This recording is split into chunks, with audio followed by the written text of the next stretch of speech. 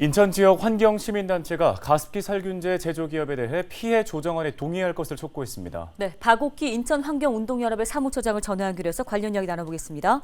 자, 사무처장님, 먼저 이 가습기 살균제 피해자들에 대한 보상이 여전히 이루어지지 않고 있는데요. 현재 상황이 어떻습니까?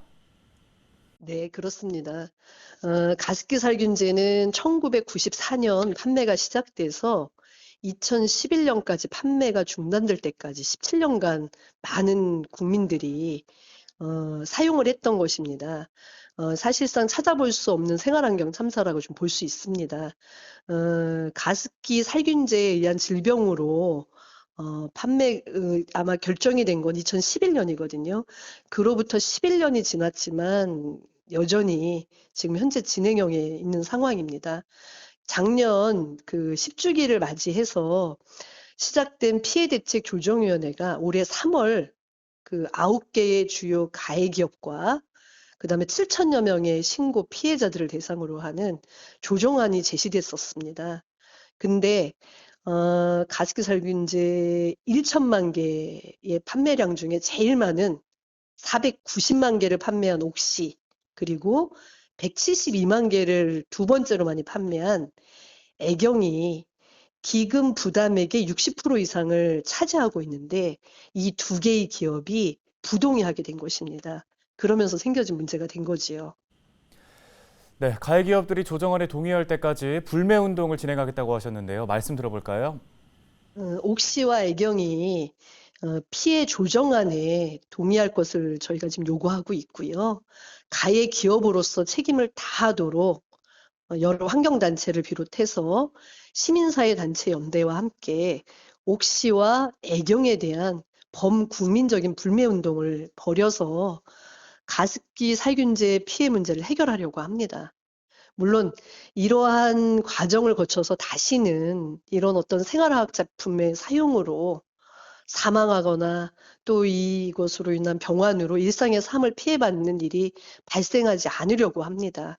예를 들어 옥시에서 지금 만들고 있는 데톨, 또 스트랩실, 개비스콘 같은 불매운동은 주로 약국 앞에서, 그리고 애경이 지금 생산한 스파크나 애경 트리오 이런 것들은 마트 앞에서 지금 불매운동을 하고 있습니다.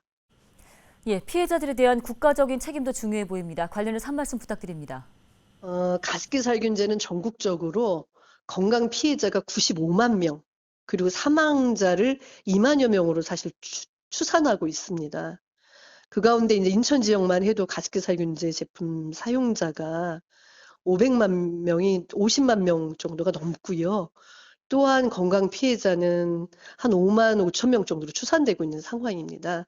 그런데 어찌됐든 조정위원회가 이제 되면서 2022년 3월 그러니까 말까지 정부에 신고된 피해자는 한 7,600명, 그리고 이중 사망자는 1,700 현재 74명 정도가 됩니다.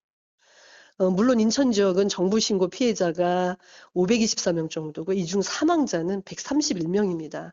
신고되지 않은 피해자들을 만약에 따진다면 엄청 많은 국가적으로 못지않은 그 지금의 이제 어떤 사망자들이 발생한 문제입니다. 그럼에도 불구하고 피해 발생 10년째인 지난해에 정부가 빠진 민간 차원의 조정위원회가 꾸려졌습니다. 조정위원회가 기업과 피해자들에게만 떠맡겨진 것이죠.